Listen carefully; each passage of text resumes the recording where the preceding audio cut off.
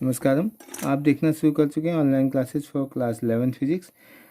Before starting the chapter number 2 units and dimension, we have discussed chapter first physical world, in which we have discussed what is physics, scope and excitement of physics, technology and society, fundamental forces in nature, nature of physical laws, etc.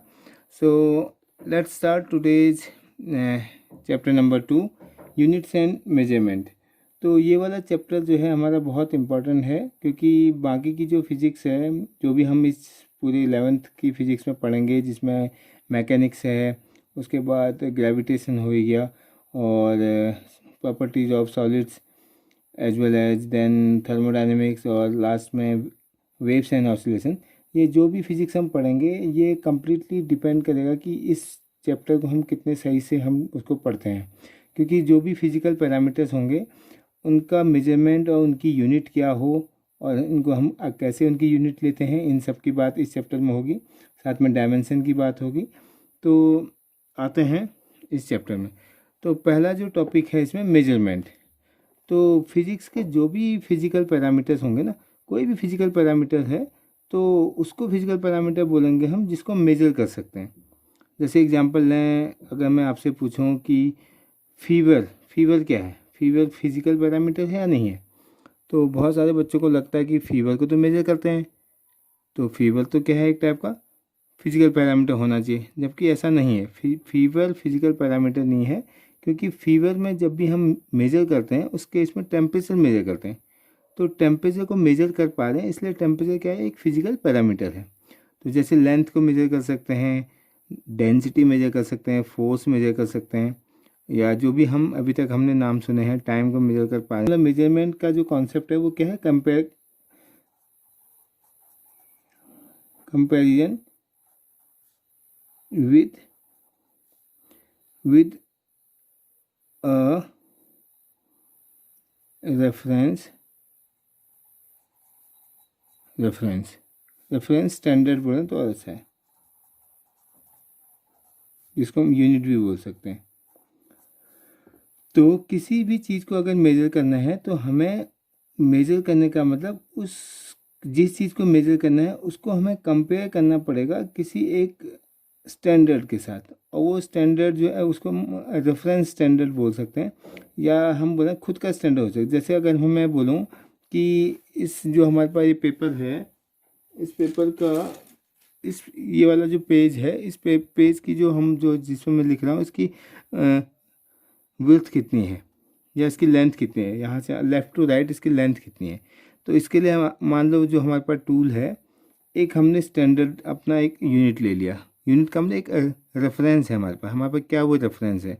मान लेते हैं हमारे पास जो इसका cap है, ये मैंने एक इसके रेफरेंस में ले लिया, ठीक है। तो ये रेफरेंस हो गया, मतलब इसके कंपेयर में जो इसकी जो लेंथ है या लेफ़्ट टू राइट जो भी इसकी जो भी इसकी लेंथ है वो कितने टाइम्स है इस रेफरेंस स्टैंडर्ड के कंपेयर में। तो इसकी जो कैप है, इस जो हमारे पास स्केच पेन है उसकी जो कैप है, इस कैप को मैंने क्या मान लिया, एक स्टैंडर्ड मान लिया। इस स्टैंडर्ड के कंपेयर में इस स्टैंडर्ड को इसकी लेंथ के साथ वो कंपेयर करेंगे। कंपेयर करने का मतलब जैसे एक बार आ गया, 2 टाइम्स, 3, 4, 5 लाइक दैट। तो मान लो हमने इसको कंपेयर किया, तो कंपेयर करने में हमें क्या पता चला, जो इसकी डायमेंशन है, जो इसकी जो लेंथ आई हमारे पास, वो हमारे पास कितनी आ रही, मान लो 5 टाइम्स कैप। तो हमारे पास ये कैप्स नहीं लिखेंगे, कैप लिखेंगे। कैप हमारे लिए क्या हो गया, एक यूनिट हो गया। तो इस 5 कैप के बराबर है इसकी डायमेंशन।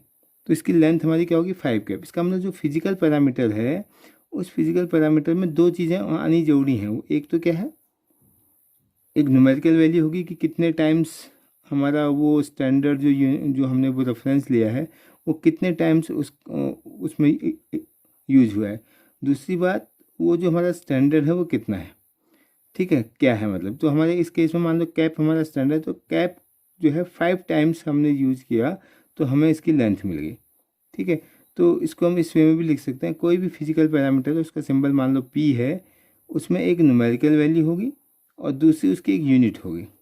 तो P = NU लिख सकते हैं, any physical parameter equal to n times u, where n is the numerical value and u is the unit of that।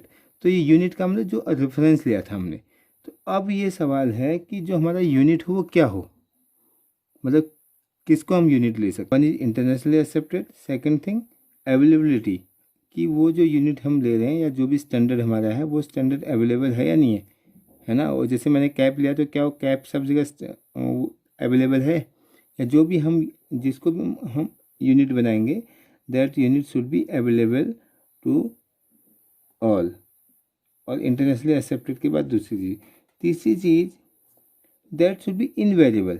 मतलब मान लो हमारा वो जैसे ये कैप लिया हमने, यहाँ पर छोटा सा है, कहीं और ले गए उस अब कंडीशन में मान लो उसकी डायमेंशन चेंज हो गई तो वो नहीं माना जाएगा। तो that unit should B, that standard should be invariable also, उसकी जो इनवेरिएबिलिटी होनी चाहिए।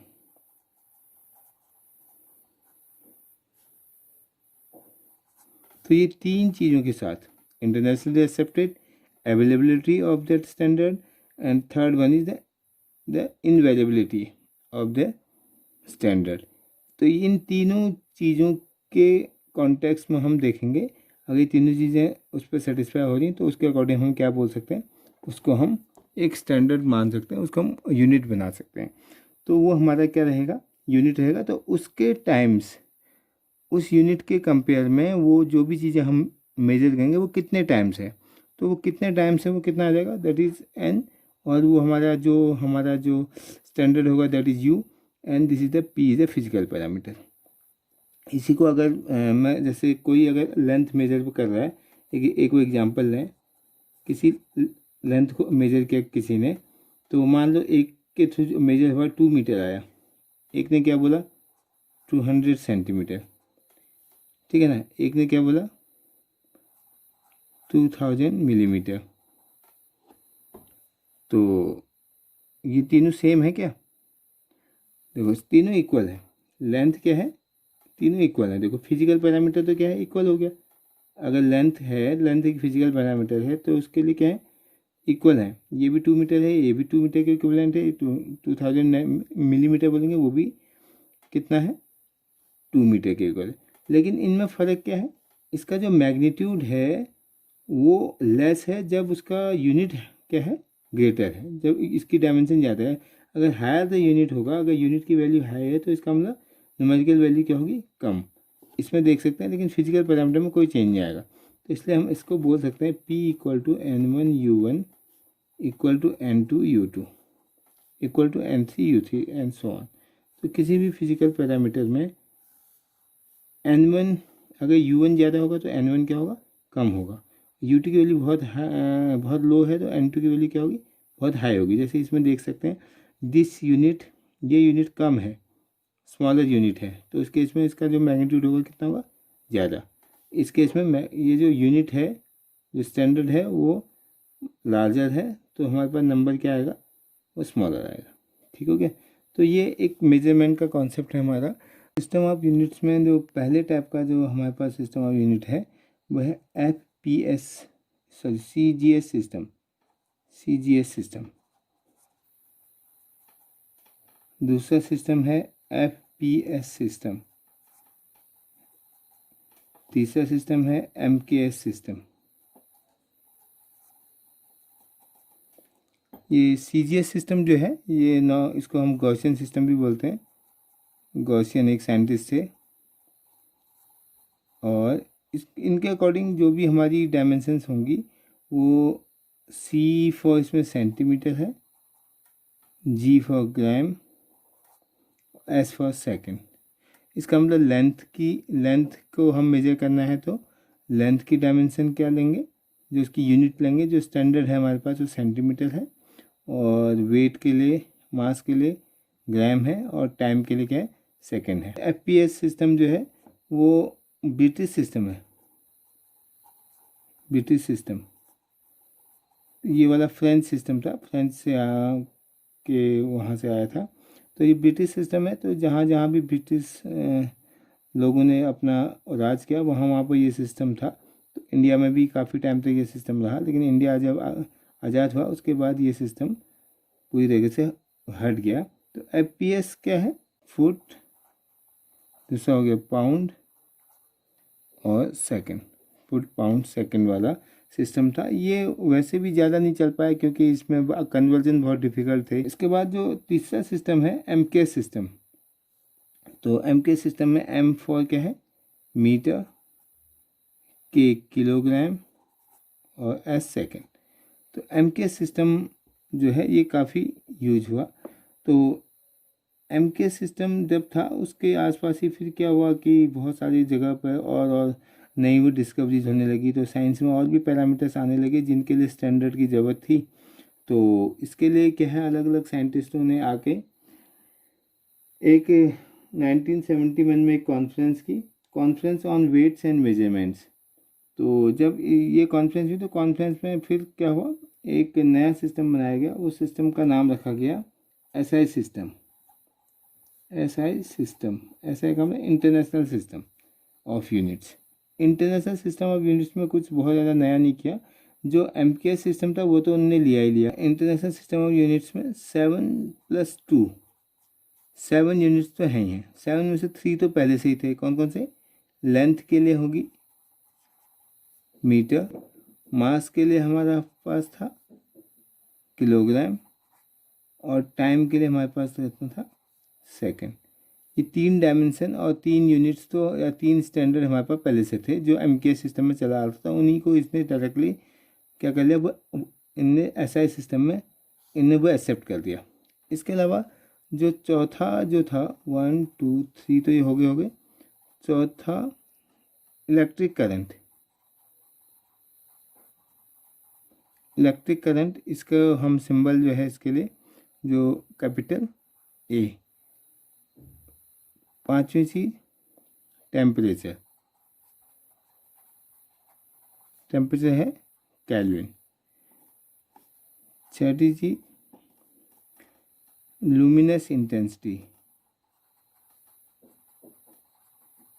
लुमिनस इंटेंसिटी नाम से पता चल रहा है, इंटेंसिटी ऑफ लाइट भी बोल सकते हैं, CD, दैट इज कैंडेला।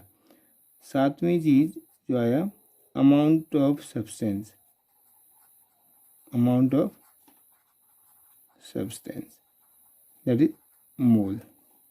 तो ये हमारे क्या थे, इसके स्टैंडर्ड्स थे या इनकी यूनिट थी। इसके कंपेयर में हमने चीज़ों को लिया, इनको हमने स्टैंडर्ड मान लिया। तो इसी को बोला गया फंडामेंटल यूनिट्स आल्सो। तो ये बेसिक फंडामेंटल थे या बेस यूनिट्स भी बोल सकते हैं। इन्हीं के बेस पे बाकी जो फिजिकल पैरामीटर है उनको डिराइव किया गया। तो जो इनके अलावा हैं 7+2 दो और हमारे सप्लीमेंट्री, वन इज उनको बोलते हैं angles. Plane angle, plane angle जब भी लेंगे दैट इज इन रेडियन, और दूसरा solid angle. Solid angle 3 dimension में होगा, स्टेरेडियन, SR स्टेरेडियन। ये हमारे पास सप्लीमेंट्री यूनिट्स हैं। तो 7+2 का जो ये हमारा कॉम्बिनेशन है इसको हम बोलेंगे बेस यूनिट्स। इन बेस यूनिट्स की हेल्प से बाकी जितने भी बची, इन 7 के अलावा जो भी हैं, 7+2 के अलावा जो भी फिजिकल पैरामीटर उनकी जो भी यूनिट होंगी उनको हम बोलेंगे डिराइव्ड यूनिट। डिराइव्ड यूनिट का मतलब वो जो होंगी इन्हीं के बेस पर वो उनको हम कैलकुलेट कर सकते हैं। जैसे हमें डेंसिटी की यूनिट चाहिए या फोर्स की यूनिट चाहिए, किसी भी और पैरामीटर की यूनिट जो भी होगी वो इनके बेस पे निकलेगी। इसलिए इनको क्या बोला, बेस यूनिट भी बोल सकते हैं और फंडामेंटल यूनिट्स भी बोल सकते हैं। तो ये था सिस्टम ऑफ यूनिट्स और इनकी डेफिनेशन भी है, क्योंकि अब मास ही क्यों लिया, इसके पीछे भी होगा ना। तो मास में उसका जो स्टैंडर्ड है वो कहाँ है, क्या है, और किलोग्राम का स्टैंडर्ड क्या है, मीटर का स्टैंडर्ड क्या है, और सेकंड के लिए इसका स्टैंडर्ड की क्या क्या कंडीशन जो हमने बोला था, इंटरनेशनली एक्सेप्टेड, उसकी अवेलेबिलिटी और इनअवेलेबिलिटी, ये तीनों चीज़ों को चेक करने के लिए कि क्या है इनकी वो हिस्ट्री जानने के लिए आप बुक देख सकते हैं। उसमें इन बेस क्वांटिटीज़ की डेफिनेशंस भी दी है कि मीटर की डेफिनेशन क्या है, किलोग्राम की डेफिनेशन क्या है। तो ये डेफिनेशन आप पढ़ सकते हैं, इससे आपको आइडिया आएगा कि कितने मैन्युटली चीज़ों को अभी तक किया गया है। तो ये बेसिक चीज़ें थी, measurement and system of units. Thank you.